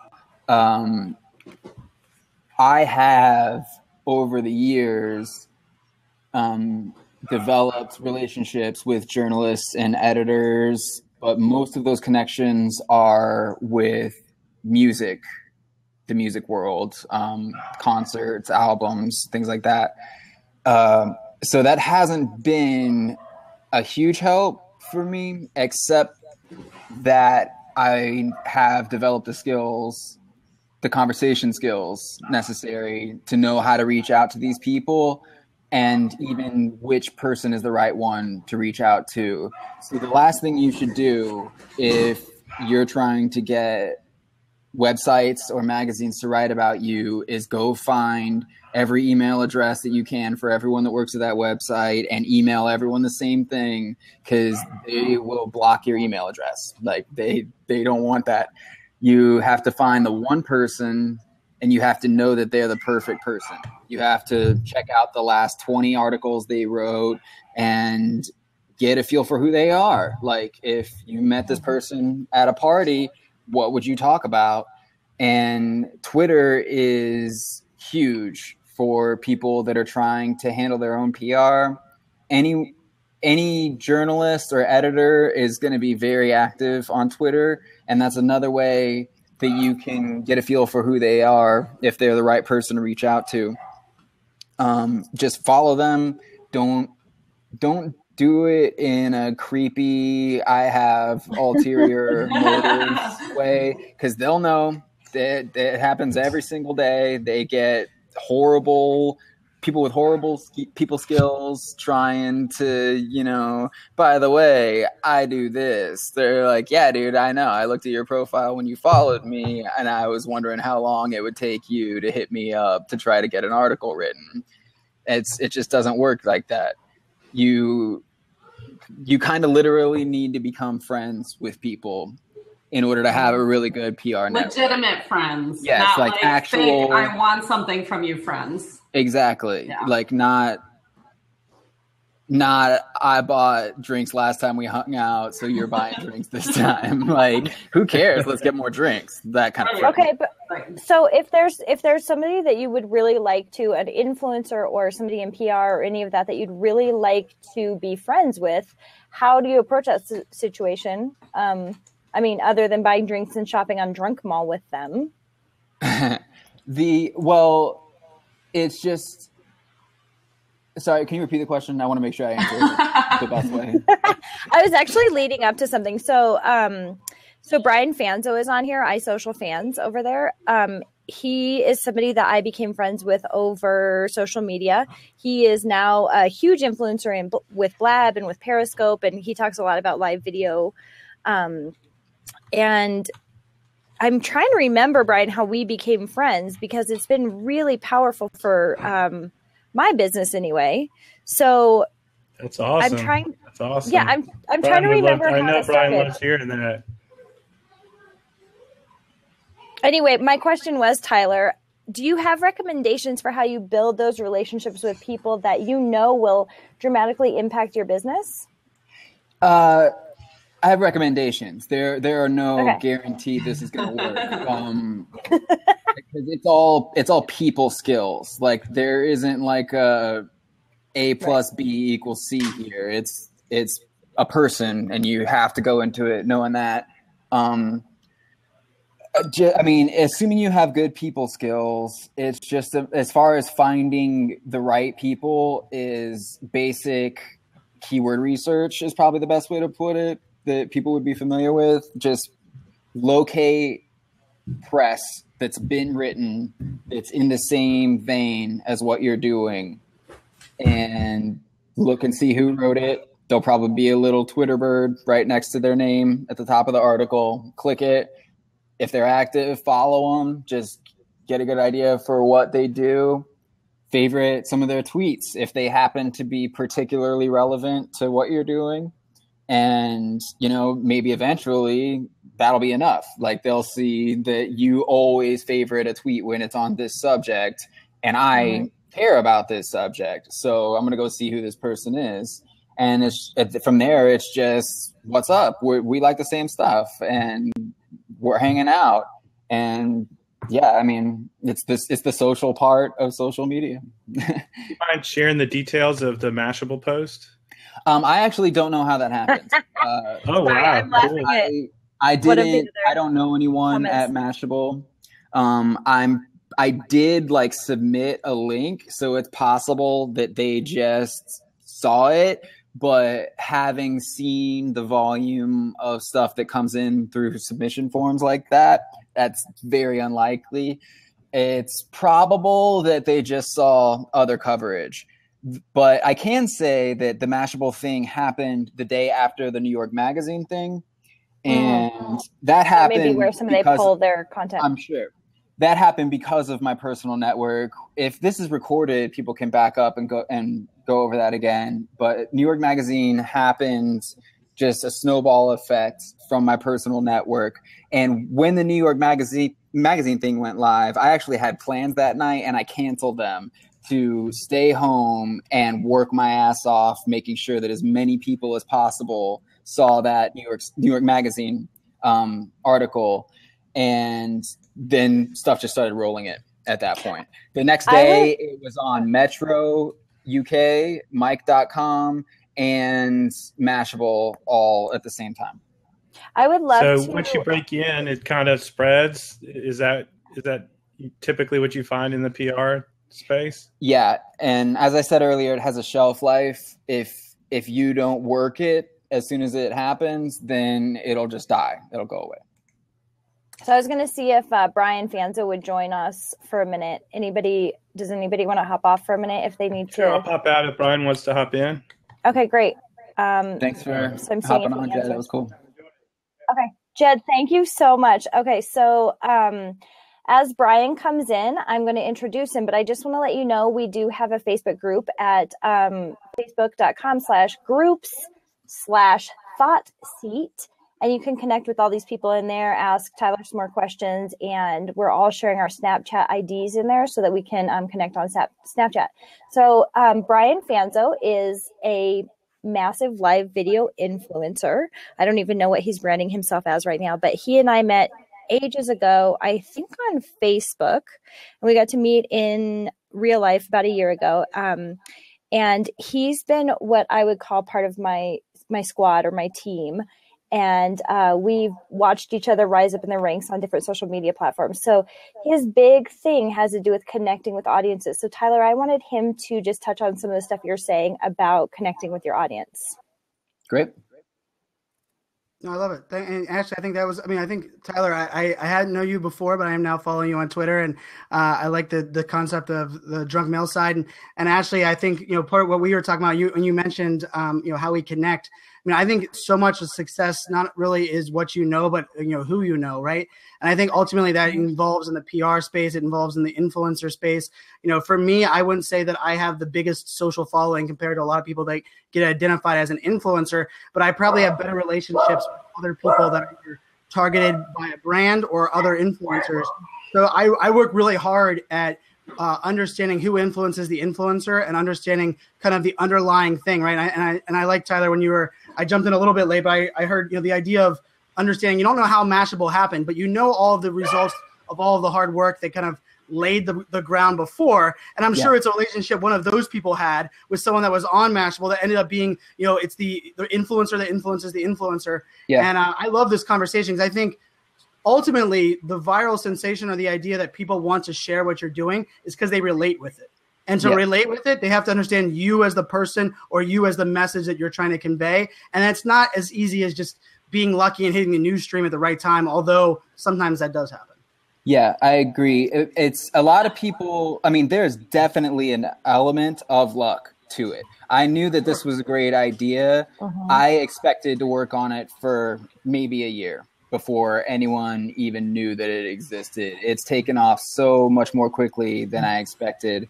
But it's definitely also been a lot of work. I can't even look at you right now. What are you laughing at? I'm posing. She's got a whole side conversation going on. That's awesome. I'm trying to get LinkedIn Insights to make a GIF of me. So he said smile. So I'm trying to act really animated and act like I'm talking a lot and laugh a lot. Okay, sorry, That's Tyler. great. I interrupted you. Keep going. No, so all I was saying, there were a lot of staying up until 6 a.m. nights, just when you're contacting people for PR efforts, you have to keep records of who you've contacted and what you've said to them. Because the last thing you want to do is send the same exact email to the same person twice. And then they know that you're just sending this to everyone and it's not special in any way. And you don't want to send it to everyone. You want it to be special in some way. You want to not send, again, if someone's listening and you're going to start trying to drum up your own publicity, do not send copy and paste emails from the about page of your website, because the background of that text is also going to copy into the email and they're going to open it, look at that, and close the email without reading anything. I'm now laughing at the GIF that LinkedIn Insights provided. So Tyler, how did you keep track of those emails then? What was your strategy for that? Numbers, spreadsheet, Microsoft Excel, whatever. How many emails would you say you started sending out to kind of achieve that initial round of 200? Oh, okay. Oh, wow. But mostly to contacts that you had relationships with, or were some of them just random contacts for news or websites? I would say most of them were random contacts because, as I said before, my PR network is mostly in the music world. Right. So some of the people I had prior conversations with about other things, but for the most part, it was new. But people that I have already done research on and have in my, database of contacts to reach out when it's appropriate. I'm curious. For me, I do a lot of I'd say brand reaching out and strategic influencer placement. And I try really hard to understand where they prefer to be engaged. So I have like a list, and it's like Facebook Messenger, Twitter DM, LinkedIn message. Does that work? Is that the same with PR? Because I will fully admit the only PR I get is PR that I happen to build my community around and someone else wants to support me. So I haven't been very proactive on that side. But I mean, are you finding it's majority of it's still email, or are you going to individual channels to make those reaches? All of it. Almost never reaching out to someone on Facebook because that's too personal. That's their life, you know. They probably got pictures of their kids and stuff on there, so that's just weird if you're trying to hit someone up. But that is how I met Brian, however. Yeah, and I will say my current largest customer, which is a 3-letter customer, was because of a Facebook message. But I agree with you. It's an odd, you know, it's not only does the relationship have to be at that point, but you almost have to know that they prefer that chain of communication. Yeah. Like that's for me. Like, I mean, I end up, and I even have, I wish I had like the edit amount, because on one of the tools that I use, every single time I change, like, okay, this person, I reached out to them on Facebook Messenger. I thought that's where they liked, but they replied to me on LinkedIn InMail, which, you know, heaven forbid, because that place is a hole of crap. But, you know, but for me, I go in there and change and say, well, they apparently must have preferred it here because they redirected me. So I think to your point, I think the Facebook one is one, if you get to that relationship and that's where they prefer, it's probably the easiest place. But to get there, I mean, even Ashley, I think we actually originally connected on Twitter, like in a Twitter chat on that side, and then got into a same Facebook group which then led to a Facebook message. Maybe not, but I think it's a rare case to go Facebook engagement as the initial one. But that's really interesting from a PR perspective, because I would just assume, and this isn't a shot at PR, but I just assume a majority of them are email only engagement because they're so flooded on every other channel. I know. I mean, you want to keep it where they like it, and you can usually tell pretty quickly. I mean, generally, like I said earlier, press people are very active on Twitter because it's so fast. It's the best way to get what just happened. You know, something breaks there first, that's where they want to be. A lot of journalists and editors will have their work email in their bio because they know people are stalking them. And it's like, hey, if you're going to try to pitch me on something, do it here. And, you know, don't ignore that. And the other thing that I always find really frustrating I'm so sorry, Tyler, that I'm cracking up, but people are posting different products from your site in the chat. This is why you need to have a community, because what's happening in the right sidebar right now?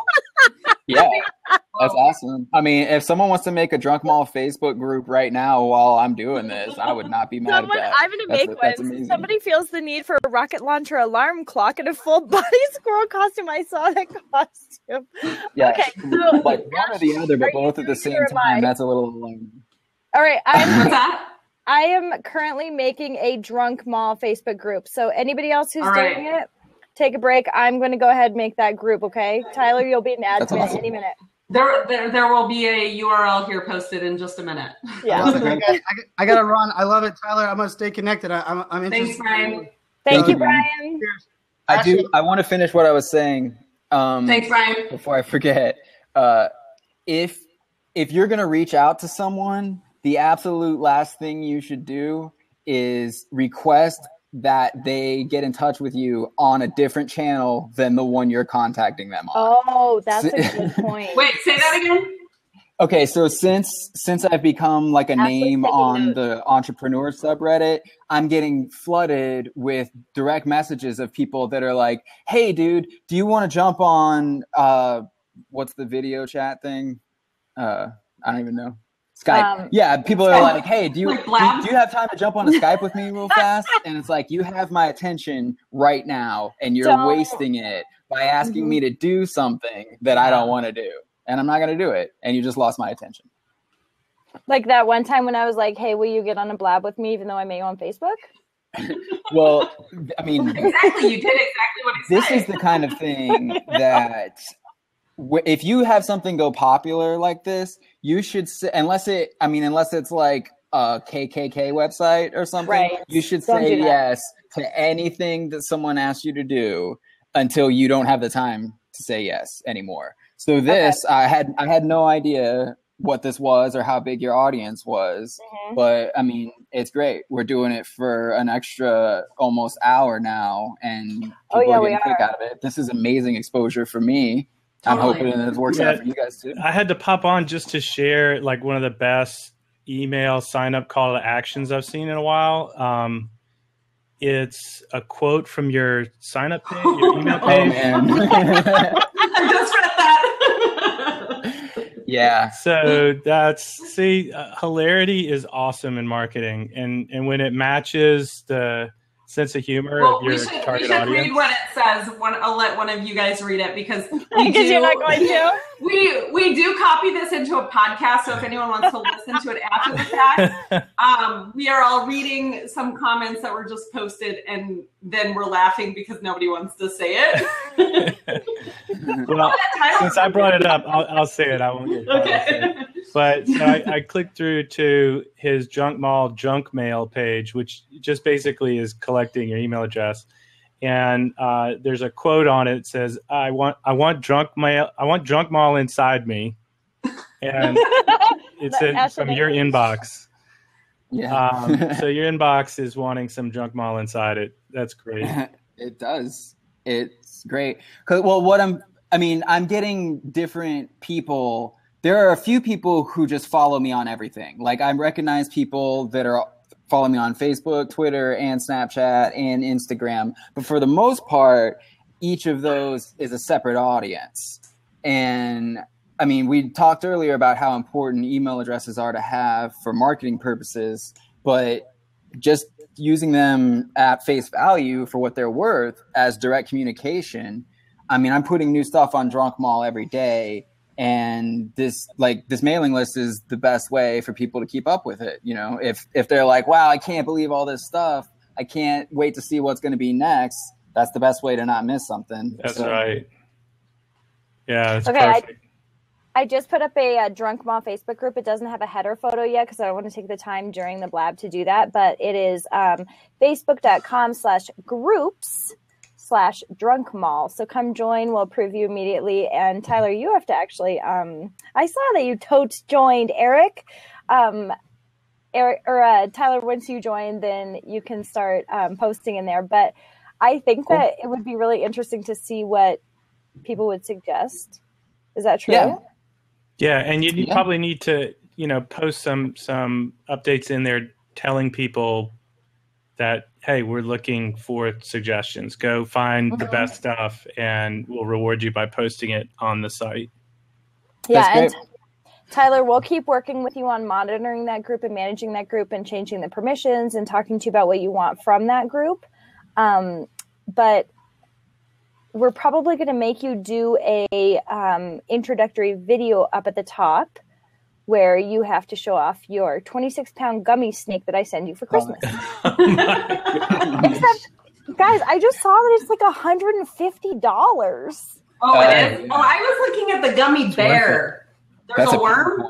It's a snake. It's not a gummy worm. But I think that we should have a contest, kind of like, I'm thinking of the pizza place in Denver where I grew up, where they make this like ginormous pizza. You could have a contest, like if anyone can eat that gummy worm in like an hour. I don't want anything to do that. Well, I'm thinking that we should start a Kickstarter to purchase a gummy snake for Tyler to make a review video out of. He's not going to touch it. He's not going anywhere near it. I really don't okay, want well, to touch Ashley and I will. Ashley and I are also going to go ahead and get that best friend shot glass where the shot glass is connected, so we have to take it That's off awesome. at the same time. Just save that for the Facebook group header. That might be like the center image. Yeah, Oh, that would be good. That would be a good one for the header. song. Yeah. Oh my gosh. Or was it an elephant? What? It's Sorry. There's a fawn that has an elephant trunk. The party animal jockstrap? Yeah. This Jockstrap. website is giving us so much good content. It's just great. Well, another thing that's been awesome for that is because at the beginning I was worried about running out. I made a private Amazon wish list of like 400 items, but I'm posting 4 new things a day. So that's only like a little over 3 months worth of content.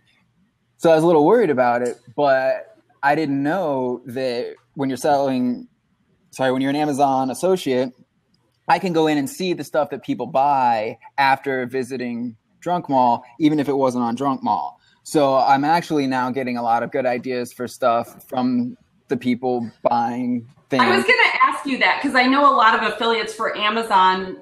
The people that kind of dig it say, you know, oh, it's like a 24-hour cookie or it's such a short cookie. And the payout is so low compared to a lot of other networks. Mm-hmm. But then the upside of it is that, you know, is it still 24 hours? Am I wrong on that? If they add something to their shopping cart, it becomes a 90-day cookie. It's 3 months if they add it to their shopping cart. Okay, so but anything, if they go and they try to like, are you finding? I guess it would be like a curious case study of like, are people buying these because they're just funny and hilarious, and they're buying it while they're also buying like, you know, paper refill or like their laundry detergent, or are they literally getting drunk and going on there and buying just a ton of ridiculous stuff? At the beginning, most of my sales were unrelated items, not things that were on the site. But since all of the major attention has let people know what they're in for when they click to the site, and they know what they're doing, they're intentionally going to look at this stuff, it's mostly stuff from the site now. Okay. But also other stuff, you know, like toilet paper. Someone bought like a $900 kitchen water pump thing. That was pretty sweet. Oh, that was me. Yeah. I mean, the toilet paper was me, not the water pump. I actually do find my toilet paper on Amazon. It might be interesting to see, Tyler, if you encourage people to add these gifts to their cart, if that impacted your revenue. Yeah, I have thought about including it in some of the messaging in the copy, you know, just like, hey, it seems ridiculous now, but it's 11 a.m. Put this in your shopping cart and see how you feel about it at midnight. That's right. That's right. So when you're drunk, it'll be right there for you. I mean, and that was actually the whole... at the beginning, I'm looking up on Twitter. I'm just like, show me everyone tweeting about drunk shopping or being drunk on Amazon. And it's a lot of people being like, I can't get this stupid shopping cart to work and stuff because they're drunk. And, you know, I don't get drunk and sit down at a computer. And even if I did sit down at a computer to try to find something funny to buy, I would have no idea what words to type into the search bar, you know, as soon as you're like, yeah, let's find funny stuff. What's funny? I don't know. Funny stuff. So if you go to drunkMall, we already took care of that for you. Like it's all here. It's awesome. I feel like that right there needs to be an ad that you put together. Like, if you're drunk, you want to find something funny. It's going to be difficult, but we already did it for you, so don't worry about that. Yeah, I could make it even, like, I could see it being a video ad of just someone on Google trying to type anything that makes sense. Right. Yeah, that could work. Funny gift. Well, instead of Netflix and chill, you could get like a 6-pack and drunkMall. Let's go get a case of PBR and go back to Let's get a case of PBR.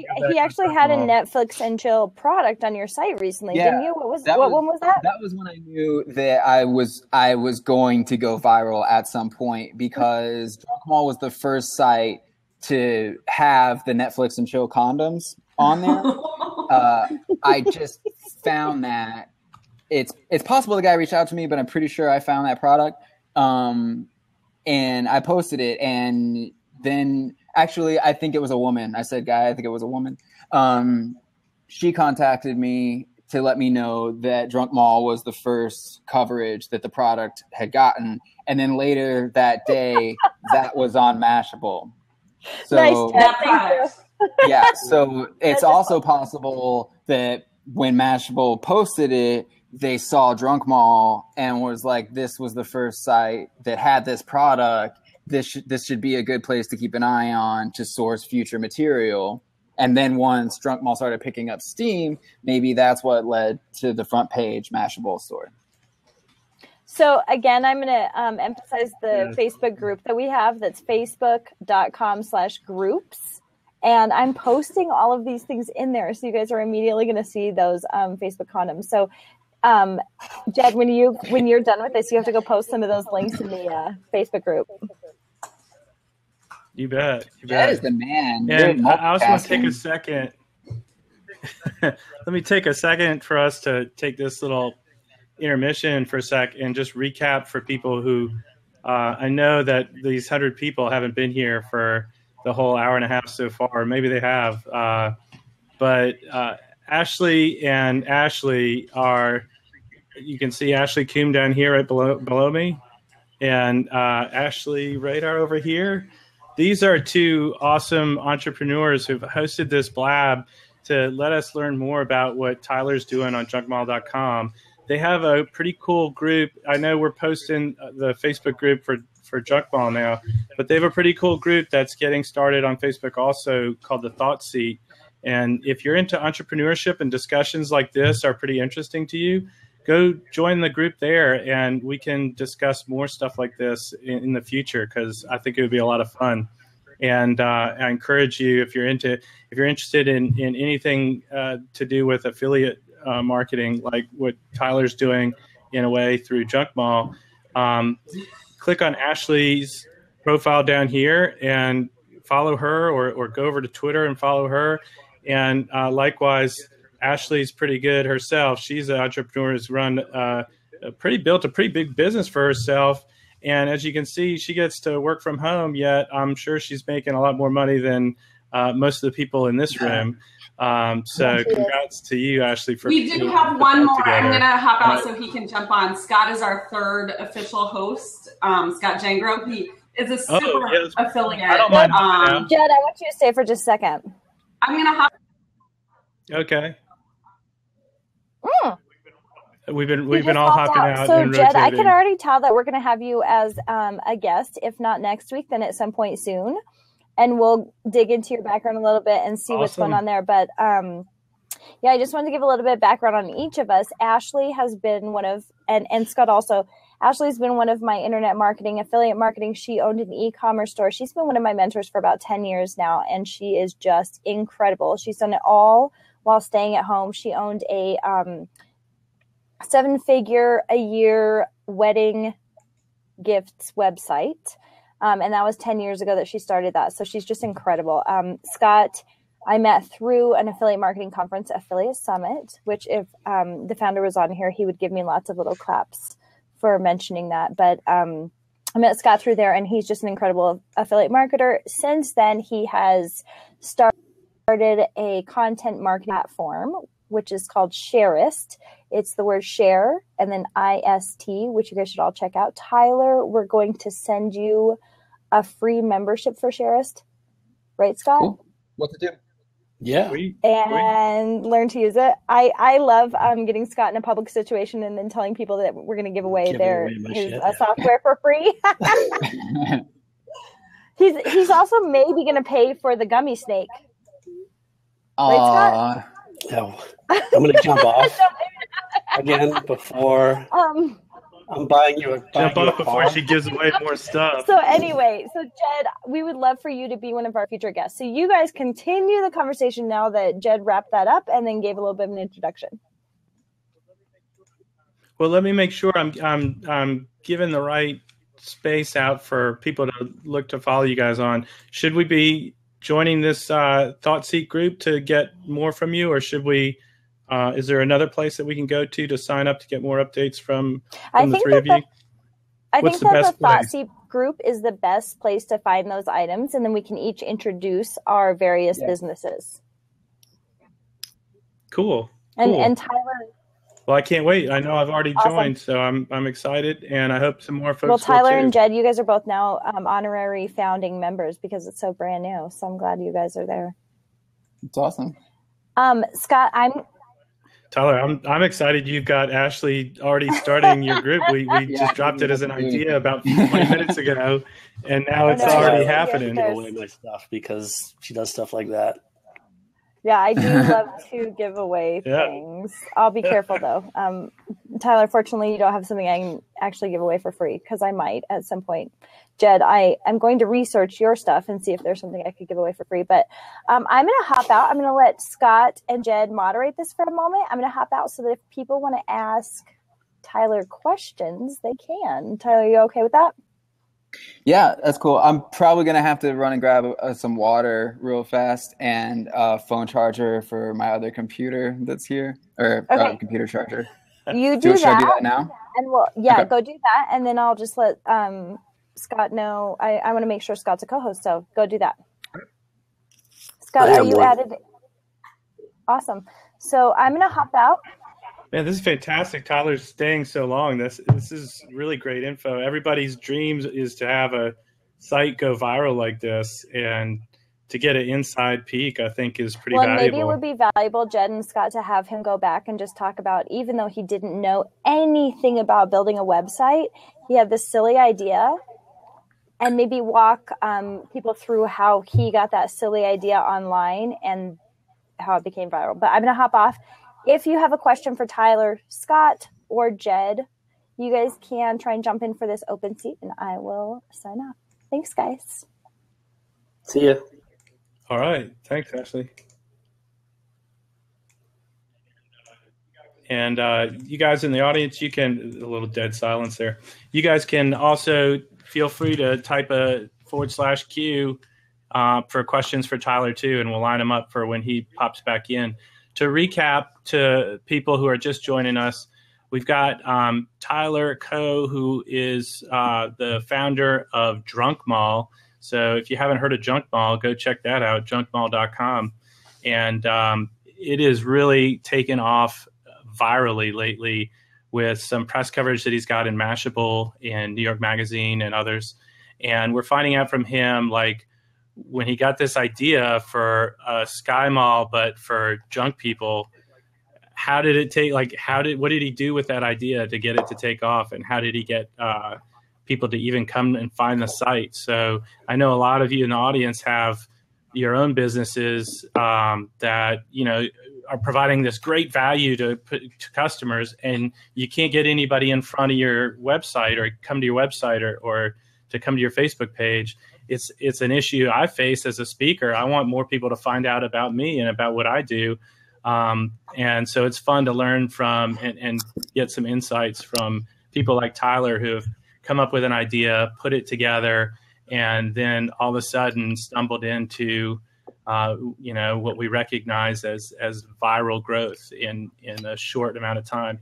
And I'm going to ask him, as he has his water, how long ago did this start? Because I think it was just 2 months ago. Is that right, Tyler? I believe I registered the domain on September 10th, and that could have only been hours after I first thought the words drunk mall. So there are 100 people in the room right now, Tyler, and I would be willing to bet you that 50 of them have come up with an idea, thought it was such a great idea that they went to GoDaddy.com and looked for the domain and probably registered it, and then that was as far as they've gotten. Scott, I know, has probably done that 100 times over. I've probably got 50 domains in my cart too. So how did you get from, this would be crazy, a drunk Sky Mall, to actually putting up the site and having people come to it? I think that's like the critical piece that stops most people from getting anywhere. I'm a man of action. If I'm also a problem solver, that's the way I attack pretty much anything. Is I see this as a problem and I need to come up with a solution, and it's very difficult for me to think about anything else until I do find a solution. So for me, probably the easiest way to look at it is, as soon as I realized that Drunk Mall didn't exist, that was a problem, and I needed to fix that problem.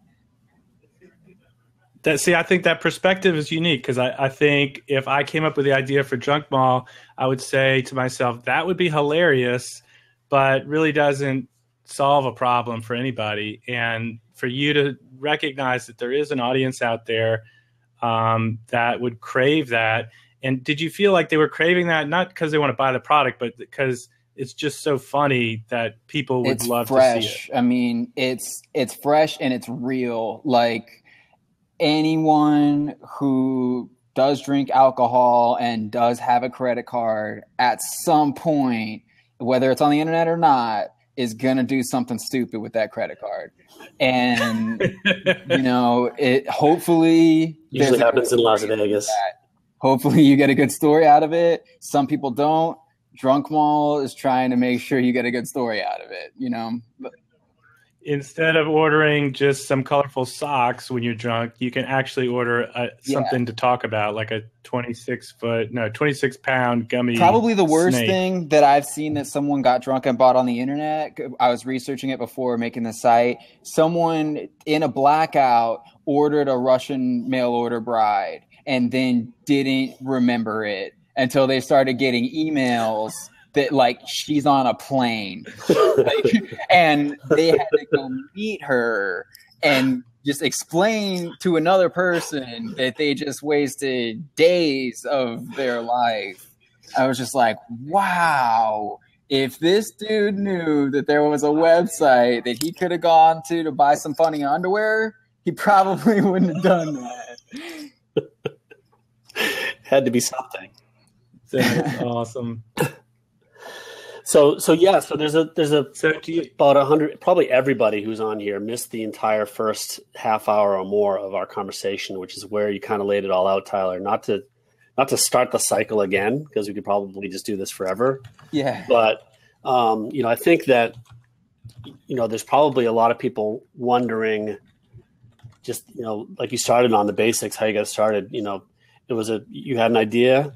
And so let's just kind of carry it through again for a minute. You started up a Tumblr site. I think that's interesting information. And, I think the big question, especially for someone who has a site that goes A, viral, and B, happens so quickly, is how much of it was work and how much of it was luck. And that's actually a question that I was thinking about earlier. I didn't actually ask, but, I'd love to hear the answer. I'd say 75% work, 25% luck. A good amount of luck, but it's one of the things that I mentioned earlier is that a lot of people are contacting me now. Like, I just bought stuff you should buy while drinking.com. Do you think that's a good URL to go viral?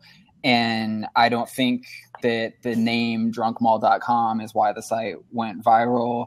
I think that I spent a lot of time on a lot of different things that people can, intuit that, like, wow, someone really tried to make this funny and they really spent some time on this and they spent a lot of that time so that I wouldn't have to, like someone did this for me is what drunkMall feels like. It's not like someone trying to get you to do something for them, which most affiliate sites are.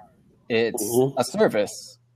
Yeah, and I wasn't going to let you take even 25% luck for that answer, but because I mean, hard work goes a long way, but as far as the push to the front page of Mashable and then the media blitz that happened, I mean, like, you can pay for that, but you can't work it. You can't work your ass off and make it happen. That's true, but there's also an expression where you make your own luck, right? And so I think it all comes out of that. But I think, I get the question all the time, for the past 15 years of being in affiliate marketing is, how do you make a site like that? And it's work, and it's not just work hard.